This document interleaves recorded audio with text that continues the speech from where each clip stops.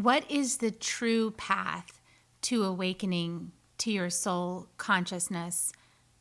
Well, that depends on who you are, because each of us has our own path and our own awakening happening right now. And all the shadows are coming to light, and we are getting the opportunity to see what resonates and what doesn't, what's true for us, what's not true for us, and to find our own pathway navigating from our own divine connection within. Kerri Goodwin is with us this week. She's the host of the Soul Elevation podcast, and she's here to have a beautiful conversation with us about your authentic awakening. Not your neighbors, not your gurus, not your mothers, but yours. Join us to find out more. Soul Nectar Show, the Soul Nectar Show. You're invited, delighted to discover who you are. Anything is possible if you believe. So join us on this beautiful journey. Soul Nectar Show, Soul Nectar Show. Welcome, everybody, to another episode of Soul Nectar Show. That show where we talk about all things essence, where we gather around the campfire and we share our stories of connection to that which is greater than us, the big mystery beyond the veil, to those synchronistic moments that lead us inexorably to a deeper understanding of ourselves and what we're doing here on Earth. I'm your host, Kerri Hummingbird, and I love having these conversations week after week and feeling into the collective and sensing what is it that really needs to be talked about right now. Where are people at? What's the undercurrent of our experience? And then I also love how, just looking back even 10 years, I'll see an episode from 10 years ago and yeah, that was right on. Yeah, like I needed that right now. And that's kind of what happens when you tap into the timeless one within and you start having conversations with other beings that are also tapped into their timeless one within, is that, you start talking about things that are timeless soul lessons, things that we're moving through right now, but always. And, so no greater time to talk about how do you get in touch with that timeless one within? How do you get in touch with your authentic self? And, we're not all cookie cutter. So our paths are unique. We are walking a unique pathway towards the revelations that we need as souls to kind of strip ourselves of what doesn't serve anymore and reveal our light, our essential, authentic light underneath all that. And along the way, we're going to meet lots of friends. We're going to have conversations. We're going to be part of communities. We're going to, have teachers. We're going to have guides. We're going to try different things out and we're going to see if it resonates or not. And sometimes it will, and sometimes it won't. And all of that's part of the journey. But how do you get so comfortable in yourself? Maybe so tapped in to your own voice of yes and no, your own sacred choices, that you can be with everything as just part of the path that you're walking and accept it. And today we're going to really talk about some ins and outs of that conversation, because we are learning, we are growing, and there's so much for us to experience and so many hurdles and challenges we get to move through. And we've got lots of players on the field sort of supporting us with that, as well as everybody. So me too. So welcome, Kerri Goodwin is with us today. Hi, Kerri. Thank you so much for having me. I'm so excited to have this conversation. Me too. And I'm excited to have this conversation and have it actually record. You guys, we actually had a full episode of Soul Nectar Show last week together, and it was awesome. And it started off recording, and somewhere along the line, it stopped. It ended up being just for us. It was just for us. But what's so fun is, like, as we've been starting out and you were like tuning in, where are we going?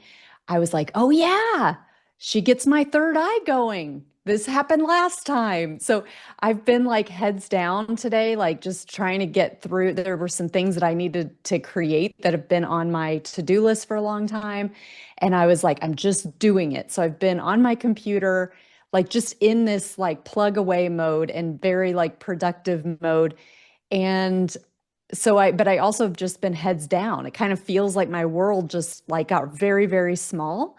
And it was just this, this project that I was working on. And so being in that sacred space of connection before we even started recording, I could feel the physical response within my third eye. And I was just like, oh, yes, There we go here we again. go. Yeah, because it happened last week too. And then Yes. and then somewhere along the line, Zoom shut down like twice and then it didn't record Well, that's the after thing. And that. I'm But we didn't sure even notice. I know, and I'm sure you and your viewers know that when the frequency gets high, taking technology glitches, and that is like a known phenomenon.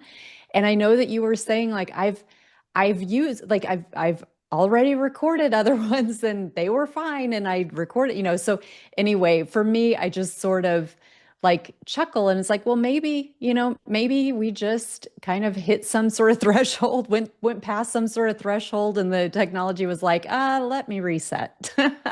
Yeah. And I mean, that's kind of happening on Earth right now. I mean, Yes.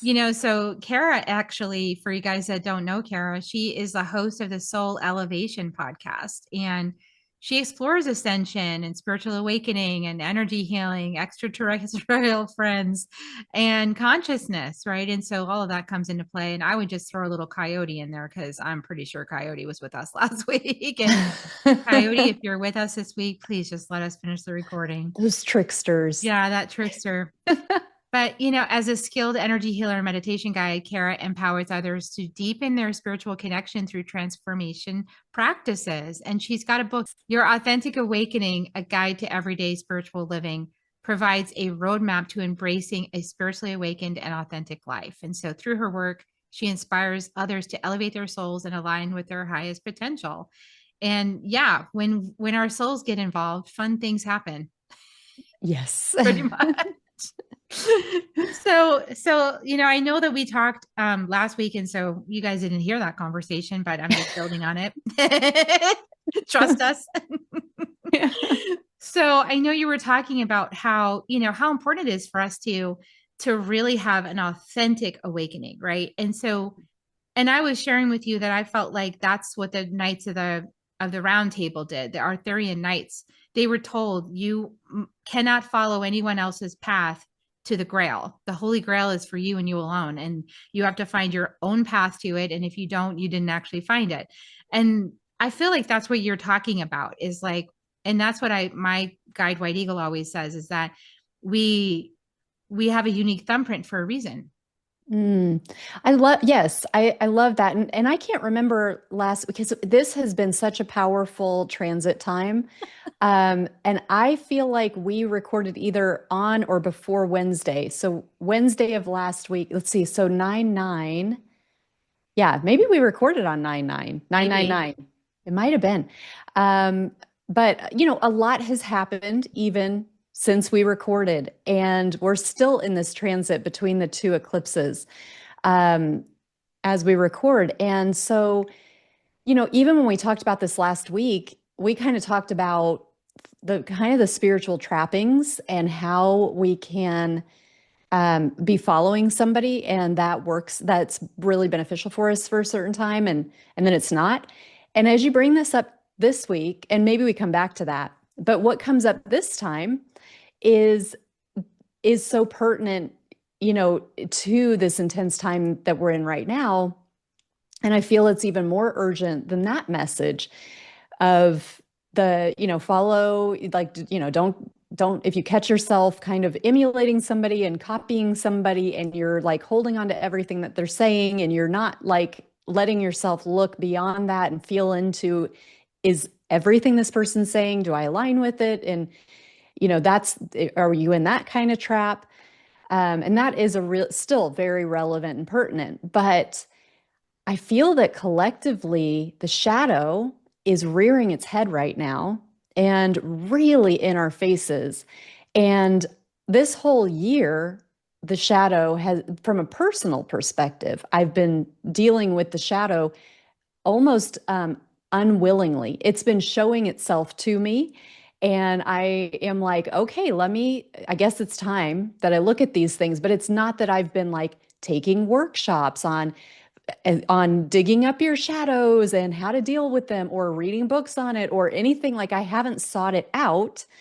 It's not a topic I've been drawn to, but it's just something that has been invited like very organically. And I'm like, initially, like, nope, don't want to go into that. And then I'm like, wait a minute, why? And then this curiosity comes up. And then I'm like, oh, something's here for me. Um, and so I think when we talk about authenticity, those shadow parts are critical parts of authenticity, of really owning our own path and really owning the wholeness of the being that we are. Because, when we're working on spiritual development, it can be very easy to want to be perfect, want to do it right. But also to only want to shine the light on the good. That was my approach for a very long time. It was really like, let's just focus on the good and let the bad take care of itself. Let's not give energy to it. Let's not reinforce it. I'm only going to reinforce the good stuff. And to some extent, that's okay. It's everything in due time. But I think when we really want to step into authenticity, we really need to look at the wholeness of who we are. And our shadows can give us such gifts. And we do this at the individual level, and we also do this collectively. So when I talk about the shadow, there are all kinds of ways that this shows up. It can be memories. Like that's been a big one for me, repressed memories that just show up. And then I'm like, oh my God, how did I forget about that for 30 years? That was so traumatic as I went through it. And I'm not talking about big traumas. There are much bigger traumas going on in the world, but teenage exclusion and ridicule and kind of navigating that sort of like people that you trust, humiliating you and that kind of thing is really hard to go through in those formative years in particular. I mean, that's hard to go through at any time, but of course there are harder things than that. But those kinds of things where I was like, oh my God, I buried that so deeply. And but it can be traumas that we do recognize we went through, but they're very hard to look back on, and we've gotten very good at not focusing on that. It can also be behaviors that we have that we don't recognize that we're expressing. We recognize them often in other people and they trigger us, but we don't see that we hold that also. We may not express it outwardly. Uh-oh. I just had a glitch. Did you? Yeah, you did, but I'm okay. Okay, and we're still recording. Okay. We're traumatized. We're like, oh my God, something happened to the camera. There's a Okay. glitch. Yeah. Okay, we're still here. But it can be behaviors that we don't recognize within ourselves, or we don't own. The anger, that can be one where, we refuse to accept that we're triggered, and we put plaster on that smile, even though we're seething underneath. So we're not owning like the authenticity of our feelings and emotion. I mean, I know that people know, emotion, energy in motion. It is meant to move. It is meant to we're not meant to to deny it, and then it gets stuck, and then it works, it gets stuck in our energy fields. So we are meant to feel the things that rise up. And when we deny those patterns that we have, or those ways that we see things, we attach something to somebody else, something that's happening in the external world, but it's actually something we don't want to deal with, that is actually an internal behavior or issue or whatever that might be. So there are a lot of different ways that the shadow works behind the scenes, and that's the whole thing. These shadows are things that we repress, and they're working at the subconscious level. They are informing our thoughts, our behaviors, our patterns, our actions, our words, but we don't recognize it. And so when we do get brave and we say, okay, it's time I deal with this. So in my case, for example, one of the ways, again, that this showed up this year for me were different memories that were coming up. And rather than following my knee-jerk reaction of saying, oop, nope, keep that buried, don't go there. There's a reason you don't think about that because it doesn't feel good. And I was that again, my instinct was, oh, forget about that, turn away. And I had to take the time to process. It took a while. It took a few days to really kind of unpack what was happening and to remember it and to really feel into it and be honest with myself, because it's easy to look back 30 years later and be like, oh, it's fine. I don't even think that bothered me. And I was trying to keep my head up and deny that I was upset at the time, but I was carrying that forward with not letting myself feel the way that it authentically made me feel.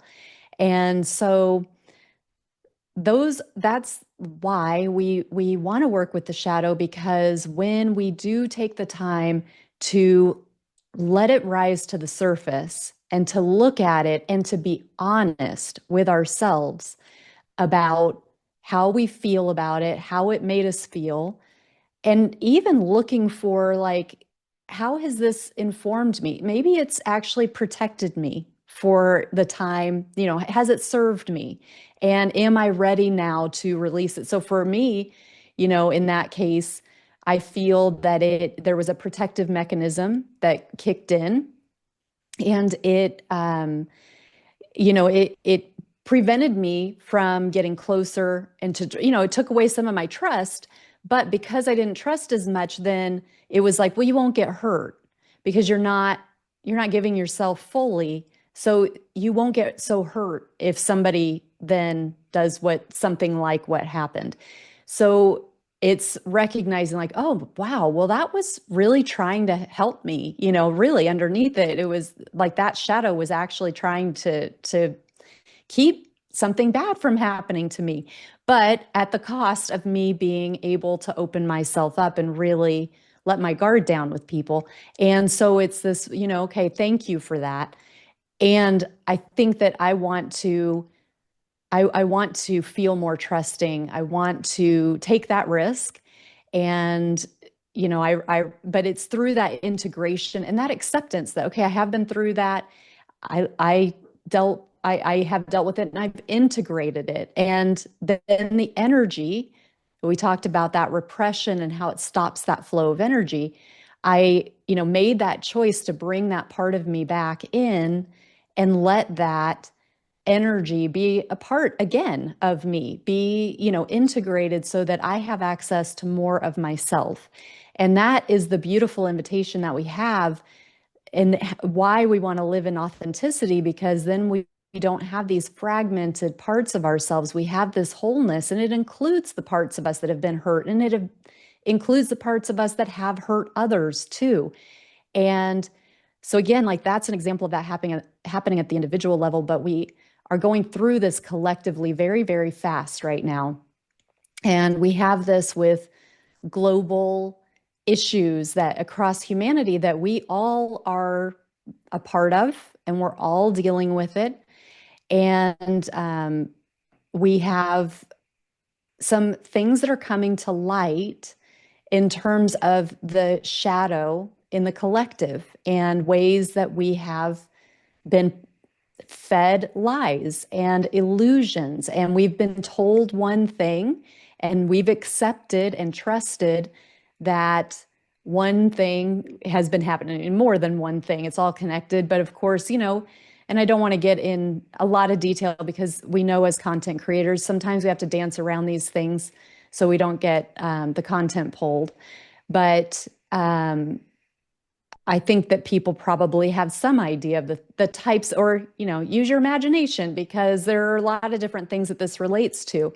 But when collectively we've been sold a belief, and then we start to find out, and I think more and more and more and more people are starting to realize that it's a lot of things that we've been trusting are built on sand. They're built on lies. And they're horrible. They're shadows. They're things that we don't want to be a part of. They're things that are hurtful and harmful. And so that's the macro, right? Where we are all one humanity, and we all have to navigate that. Yeah, we have to navigate it. And, I think we can clearly see that we are at a collective level working through healing patterns of egoic defense that got put into place because there was such idealism, right, for what was possible. And then there was a concurrent violence that was part of the same framework. Mm. So it's like, how does a mind reconcile those two things happening at the same time in the same family system, for example?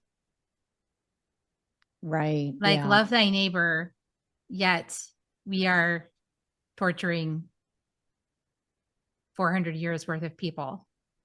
Right. I mean, there's a schism in the mind to have to try to grapple with holding those two things at the same time. Right. Yeah. So it's like we're seeing right now is like, I think it actually is healing. It just looks really messy right now because those are very hard things to grapple with internally. The Yeah. complicity in many of these foundational principles that this, speaking of America, but all around the world, was founded on. And so now we get the opportunity to, like, how do you embrace the whole person, right? Because there's gifts of beauty in every culture, right?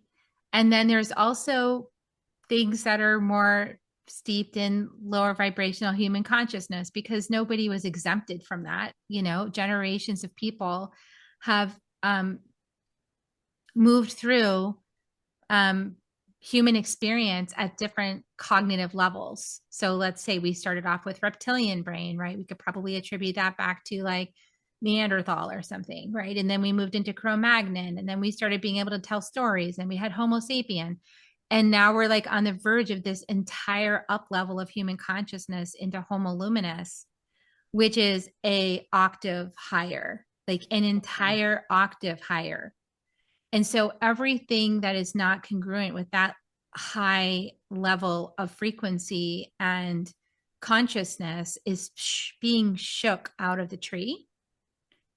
And, nothing ever leaves until it's been acknowledged, until it's been reclaimed in love, until it's been witnessed, until it's been honored for the part that it played in collective or in personal transformation, evolution, soul evolution across lifetimes. Nothing ever leaves until it's been acknowledged. So that's why bypassing it doesn't work, and there was many people like a couple years ago, right about COVID time. I was part of the group of people that was saying, you guys, we need to look at this thing. We need to look at this because this needs healing. This needs love. That we need to look at it. Everybody needs to look at it in order to like reclaim, right? Heal the schism in the mind. And there's a lot of people like, I don't feel like I'm interested in building my business, my spiritual business, and I want to, make money. So I'm going to focus there. well, we're not moving forward without this. We can't, because the next octave higher is not congruent with the human behaviors and history that has brought us here. Right. So we can't move forward until it has been reclaimed in love on all sides. And that's like omniscience. That's seeing every perspective. That's including all perspectives. Nobody's left out. Nobody's like, well, you're not going forward. There's none of that. It's like collectively we're moving forward. And yeah, it's tense Yeah. because if we don't have self-awareness on that, if we haven't done the work on that, then we are, without even realizing it, acting out an archetypal position in that whole matrix without even realizing it, playing the role. Right. Yeah. Absolutely. And one of the that's one of the opportunities that we have. And I say opportunity, and I'm not sure that we really have a choice, but I think on some level we always have a choice, I suppose. But we've had this, in America, we have mostly left and right. A lot of people are one or the other, and it's been so contentious, and it's become much more contentious even in the time since we last spoke, Oh, yeah, it's And gotten really stirred up. right. And so I love what you're talking about in terms of things getting shaken up. And I think that we have these patterns where we look at the other side, we look at the external, we project these vulnerable parts within us, these unhealed parts within us, and it's easy to then be angry at the other side. And in order to move to that higher octave, we need to unify, and we need to recognize that a very high percentage of citizens agree on like 90 plus odd, topics and values. And there are these minute issues that are exasperated, through the media and through these, directed initiatives that are picking those wounds and agitating it. And when we're looking at the outside world to say, okay, so what does my team say about this? Like how you started this conversation, like, okay, who's leading me? Who's leading my mind? Who's leading my thoughts? Who's leading my opinions? Who's leading what my values are? What does this talking head say about this issue that's showing up? What am I supposed to think? Who am I supposed to be happy about this? Am I supposed to be rejoicing because this happened? Am I supposed to be upset that, what team am I on and what are we doing? And it's that I think we all need to, I'm hearing a lot of people talking about critical thinking, and I could not agree more with the invitation to think for ourselves. And it comes back to that authenticity. It comes back to the ability to connect within ourselves and to be really grounded in who we really are, and really able to connect with ourselves beyond the body, beyond the thoughts, and really get centered and know what the real values are that we hold. Does this issue that's getting stirred up, does this honestly matter to me? It's okay if it doesn't matter to me. Can I see another agenda with this? Does something else, does a third thing make sense? These guys are saying this thing, these guys are saying this thing. Maybe something else actually makes sense. Maybe there's actually something that rings true for me that is a motivation behind both sides taking the stand that they're taking. And actually that third thing is the thing that rings true for me, or whatever it might be. So that is where that authenticity comes into play, because we get to know who we are, and we don't feel that we have to keep up with the opinions of others, with the thoughts of others. We don't have to regurgitate it. We don't have to know what is it that is the right thing to say right now. And that's so critical. I feel like you've got something here you Yeah, want to I say. just I was thinking about the third thing you were talking about. I think the third thing is a good possibility that it's our soul curriculum to, Hmm. right? To practice discernment Yeah. and to practice non-judgment and to practice compassion and detachment and all the lessons that as spiritual people we have been practicing, right? We've been encouraged to practice, to see things from the soul's perspective, to love everybody no matter what, and to recognize that opinions don't, you know, generally cause physical harm unless somebody decides to become fanatical about attachment to that opinion as a part of identity and then take action based on that.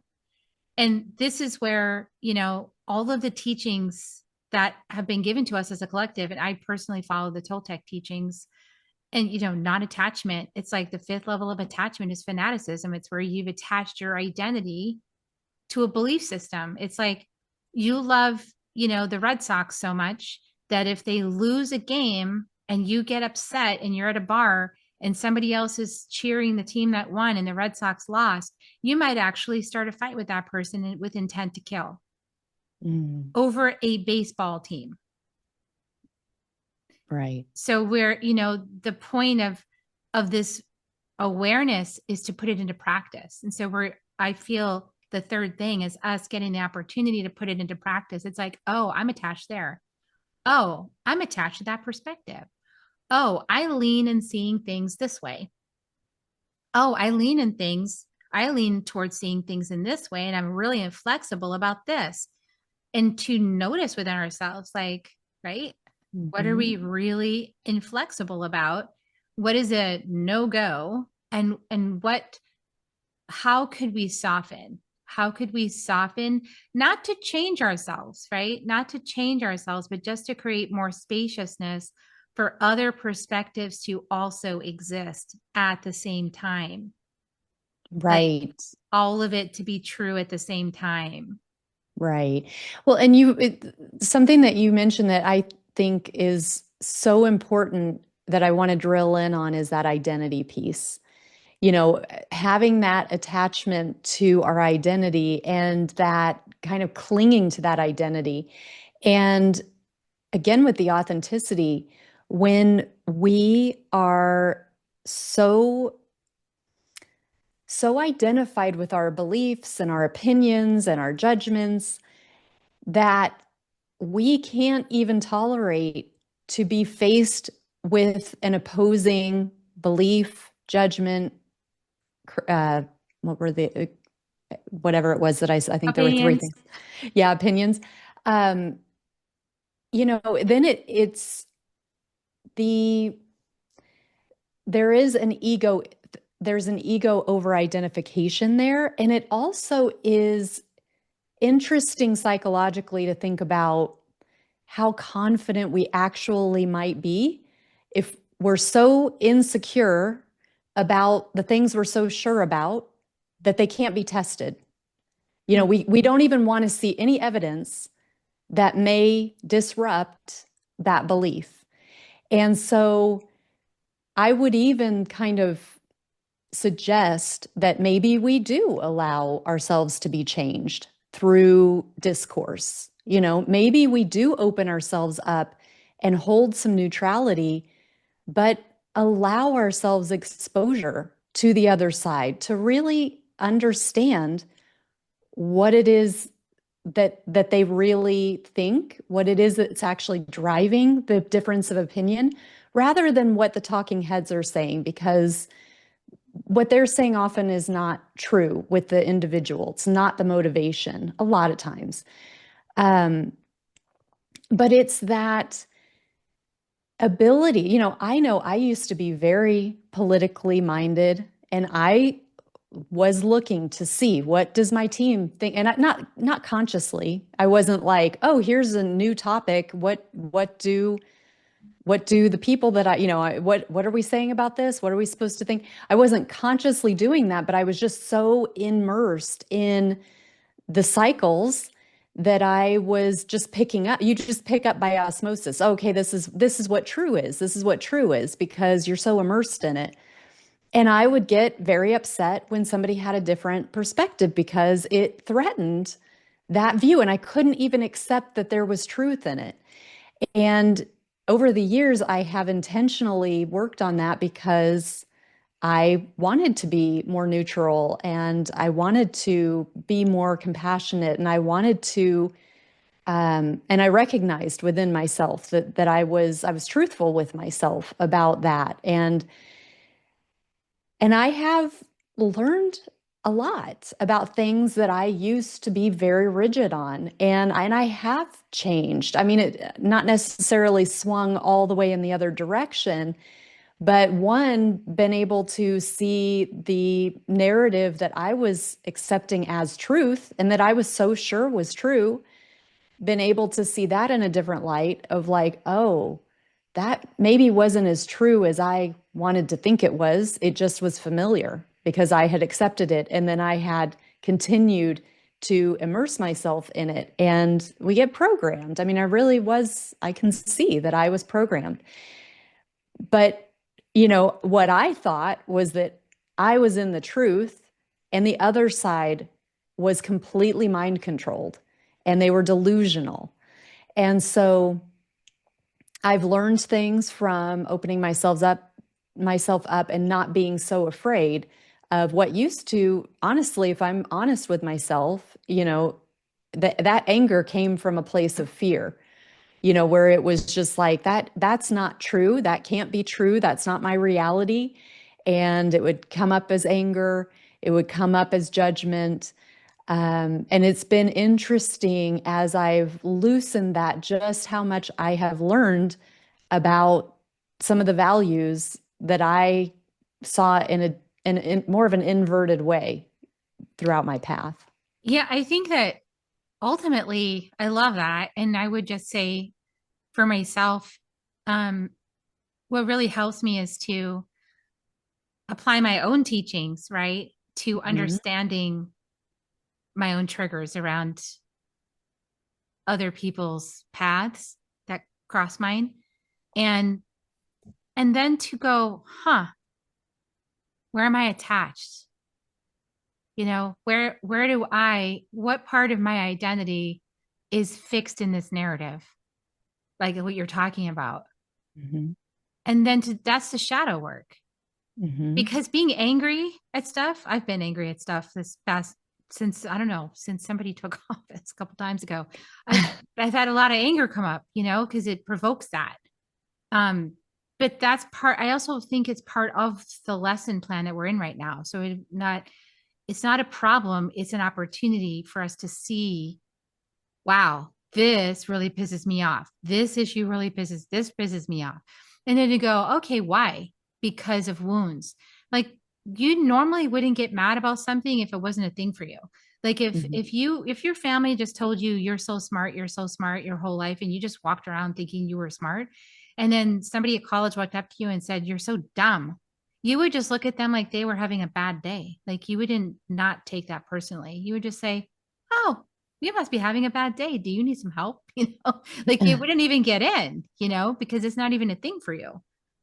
But most of us that adopt spirituality have come to spirituality through challenge, through Mhm. trauma, through wounding, through our ancestral line, through things that have come up that are unhealed and unprocessed. And so, yeah, it hurts, you know? And so when we run up against those things that trigger us, I feel like those are doorways of healing. It's like, oh, there's some aspect of me or my ancestry that this particular issue is really salty, like it Mhm. stings. And then you can work through it to find some neutrality or some peace with it within yourself. And it's not necessarily about the other person. Like sometimes as a sage, I do like to use my voice. And so I've had to learn over the years, like, that's worth sharing. That's just your personal stuff.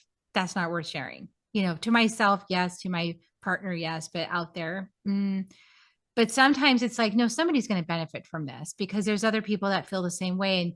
And as messengers, when we use our, like you were talking about people that use their voices to lead, one of the ways that we can lead is by providing insights, revelations, and pathways forward through this mess for people. That's helpful.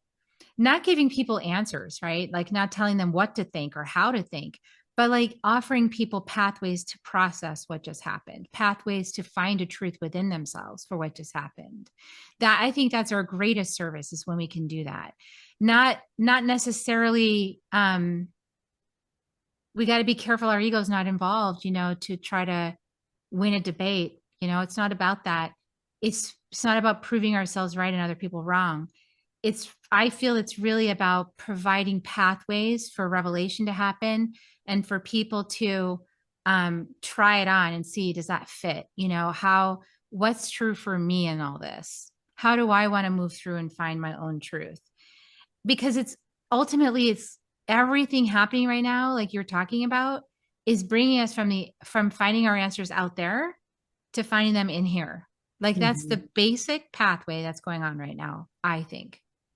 And Yes. the lack of access, the lack of transparency. I mean, in one way, the total transparency. Okay. So like, I want to say like in one way, complete transparency. Yeah, because we're seeing everything. We're like, wow, at least I am. I don't know. I've got my idea that my Cowic rights, my initiation for the rights of the seer is helping me out right now because I'm like, whoa, look at that. Like that's a whole thing going on over there. And I'm just like, wow, that's a lot.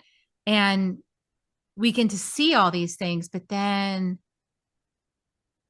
knowing that is somewhat helpful, but more interesting is to then bring it inside and where does that land with me? Like, where am I? What is my molecule in the body of humanity doing with that information? And how do I want to Yeah. process that? Right. Where do I want to arrive? Right. And that takes us to also, I mean, that what a beautiful way to say that. How does my molecule in the greater being hold that? And that is such an opportunity for people who might identify as light workers or something to that effect, where, the people who are listening to this are immersed in their spiritual work. And, that can take many different colors, all of which we need all of them, so again, that beauty in the diversity of the wide range of the way that people are helping from a spiritual perspective, but just that work that we do on ourselves. So whether it is bravely looking at our shadows so that we can integrate them, they can become part of us, we can get that energy moving, we get more energy that we have access to that's flowing through our toroidal fields. When we then also cultivate the ability or lean into our ability to be centered, to be calm, to refuse to engage in that swinging pendulum of the right and wrong as we see it, but rather to say there's a third option. And I'm just going to hold this space here, remembering that we have, from an energetic perspective, we have a greater impact on the collective energy the more we're expanding from a spiritual perspective, the more our frequency is rising, and our energy is our consciousness is expanding out. We impact the collective from an energetic perspective, from a stronger perspective. One way that it is, one person who has done work on this would be Dr. Hawkins, right? Dr. David Hawkins, where power versus force, and he's got that scale of consciousness. And one of the findings from his work over the decades was that when you start to be radiating and vibrating at a higher level, you offset the lower. So some of that stuff that you were talking about, where things lower frequency, lower density, things are shaking out, higher octave, but that higher octave everybody who's operating at a bigger, at a higher frequency and vibrating faster is offsetting more and more and more of those lower, though, because the lower, it's fragmented, right? It's weak, it's not focused. You can think of like diffuse light versus a laser. The more that we are in our power and attracting more high vibrational frequency to run through us, the stronger the field that we're holding. So that creates more stability in all this shakiness from the collective level. So it all comes back to the importance of our choices and the importance of us being able to be centered, to be authentic, to hold that field of our own personal field, to say, I'm not going to get pulled in. I'm just going to hold this field. I'm just going to, you know, I'm going to be unwavering.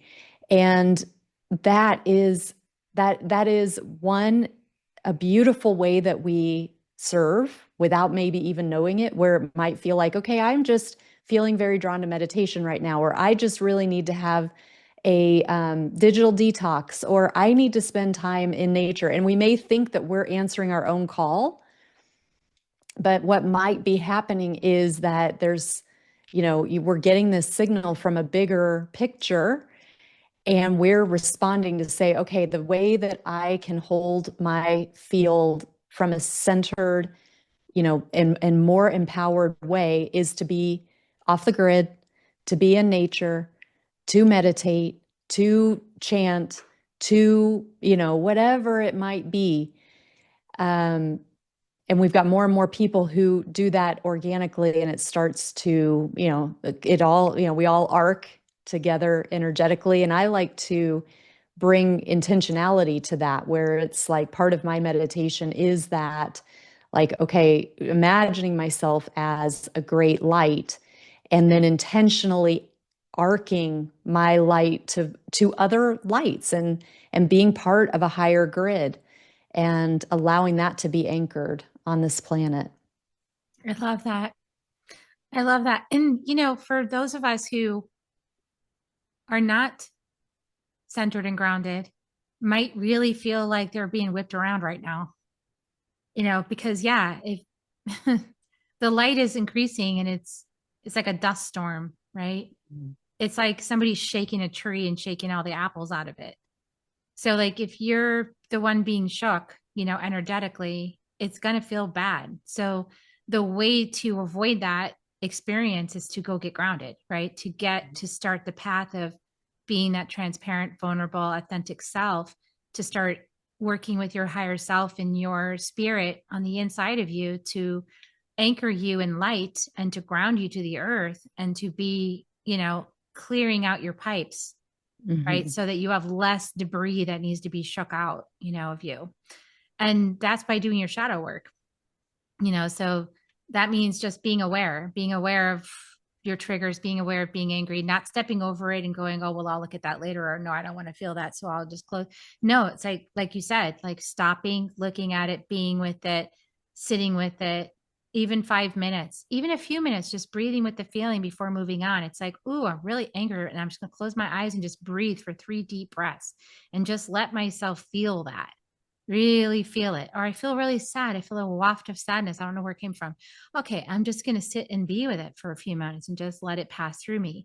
These are ways we can be in service to ourselves and others. And you can do fire ceremony. I like to burn stuff, so I'll like write down all the things. You can write down your whole story of all the things that pissed you off today, or whatever, that you're like, I don't think it should be like this, and I don't like that, and why are they doing this? And especially if you have judgments about a specific person, you should really just be writing all that out, and then burn and release it. Give it to a power greater than you. Give it to fire, grandfather fire, one of the oldest elements. Release it, release it, release it. Help me to let go, so that I don't have to be flung about, in this tornado on the outside. I can come to the center of the tornado, where there is the light, the concentrated light of myself, and all this other stuff. I can just let it go.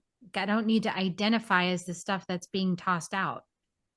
I can identify as the light in the center of it. Beautiful. I love that. Yeah. And I also like Paul Selig's work. so powerful. If anybody listen to I Am Word, but he gives us words for this. I know who I am in truth and love. I know what I am in truth and love. I know how I serve in truth and love. I am here. I am here. I am here. I am free. I am free. I am free. I have come. I am in the upper room. And this is the piece I love. I lift all that I see before me to the upper room to be reknown, rearticulated, recalibrated at a higher octave of expression. Word I am word with this intention. Like just simply the power of holding that. Like as you tap into your light and you know who you are, walking around saying that, you see something out there in social media, you go, oh, I lift all that I see before me to the upper room. I Everybody, love that. everything. Yes, that is so powerful. Thank you for sharing that. We're doing this together. I love your vision. I just wanted to augment. It's like, yes, I'm Yeah. connecting my light to other lights. I'm part of a massive grid. We're lifting this together. We're not doing this alone, and how powerful it is that, that we have so many awakened ones that are, bringing our consciousness to it. And I want to say one of my mentors was saying about, when we look out on social media, people really are kind of losing their stuff right now, so let's have grace and compassion for each other. Yes. Because you today, me tomorrow, there could be something that just touches a deep wound inside and we just lose it. And that day's posts are like, you're looking at that person like this person just went insane. Okay, they're in psychosis. So instead of judging, just like love on that person. There's a wound that they're healing that really hurts. And they're doing it for themselves, but also humanity. And we could Yes. just have grace. If there's your favorite spiritual teacher goes insane for a week, forgive them. They are going through it too. We're all human. Nobody's here that's like ascended completely and walking the planet as some kind of Buddha. Nobody yet. Maybe all of us will do it together. I hope that's the case. Yeah, I love that. I mean, the compassion, it really comes down to the compassion, that ability to let people off the hook. Absolutely. I think that that is so powerful. And it includes us. Let yourself off the hook too. We're all dealing with some really raw things right now. And depending on the levels that we're looking at it, it is triggering. It's triggering us. It's triggering, like you've talked about. I mean, I love you're bringing in the ancestors and we are this amalgamation of so many, our composite is made up of so many elements, and we're all doing the best we can. And so it's a journey, and let's hold things tenderly. Yeah, tenderly with grace. And you know what? Do your best. That's why that's the fourth agreement. Do Mhm. your best. Your best today might be 10% of what you could do tomorrow, and that's okay. Do your best. Yeah. If you need to go out in nature and relax and do it for all of us, Yeah. like take a rest day. I go float. I like to float in my float pod, my sensory deprivation for like 2.5 hours. I'm in there. Sometimes I wake myself up snoring. In the water? Yeah, because I'm lying, it's on salt water, right? So you're lying Uh, back of the little halo thing that you stick your head on and you uh-huh. just float, yes, naked. And you're just lying there like, detox me, please. I'm in Oh, there, love it. detox me, splashing myself. And then Yeah. I'll just like zone out. And pretty soon it's like, you know, like, oh, I fell asleep. I was supposed to be meditating. But I Yeah. feel like it's still healing. So whatever you guys need, if you fall over meditating, sitting, yeah, it's okay. Just whatever you need to do to take care of yourself, people. Yes, Yeah, be gracious to yourself. Goodness sakes. This is one of the most intense times on the planet, probably ever. So, yeah. absolutely. Well, thank you so much for coming on the show. I'm going to put a link to Kara's book so you can check it out. And it's probably on Amazon, right? Your Authentic Yeah. Awakening, a guide to Yep. everyday spiritual living. And Barnes and Noble and all those good places, whatever people prefer. And Audible, there's an audio version. A lot of podcast listeners like the audio. So Yeah, it's you out have a there beautiful too. voice. Of course they Oh, do. thank you. Likewise. And there's also free resources section, free powerful guided meditations at karagoodwin.com. That link will be in the show notes. Is there anything else you want to leave people with before we head out?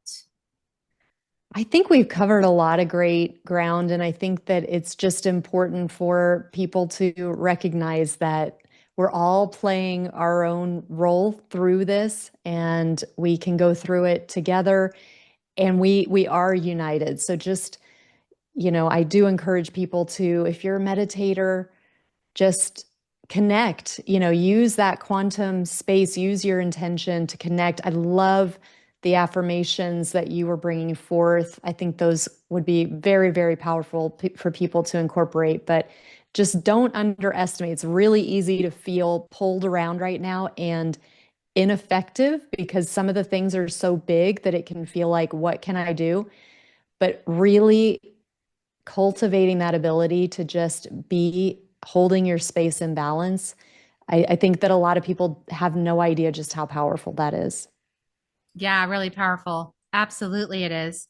It radiates, light radiates around the planet like 7 times a minute or something. I don't know. Mm. Jennifer Huff knows those statistics. I don't know those. She knows physics, but a lot Yeah. quickly. So your light, your radiance, your inner healing of a shadow that you just discovered, as soon as you solve that puzzle, the solution goes around the planet for everybody Mm. to share. So like solve the puzzles, like within yourself, heal, reclaim those pieces and benefiting everybody.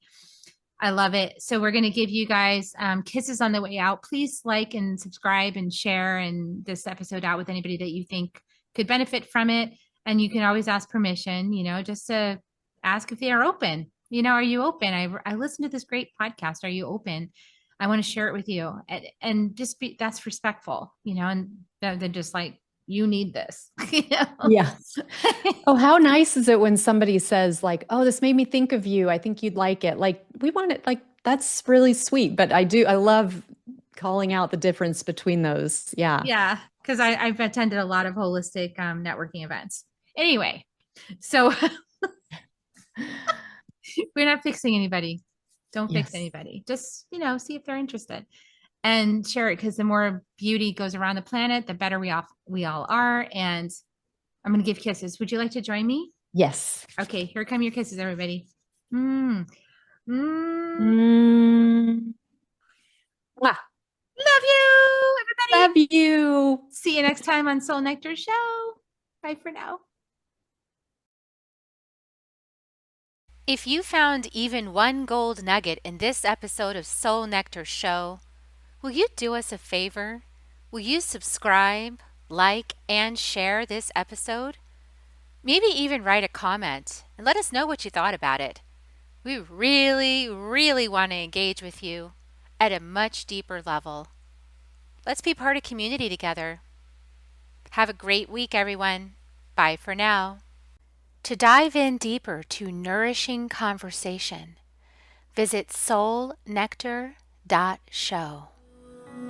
Soul Nectar Show. Awaken away to show. Take a sip from the drip of nectar, from the source of who you are.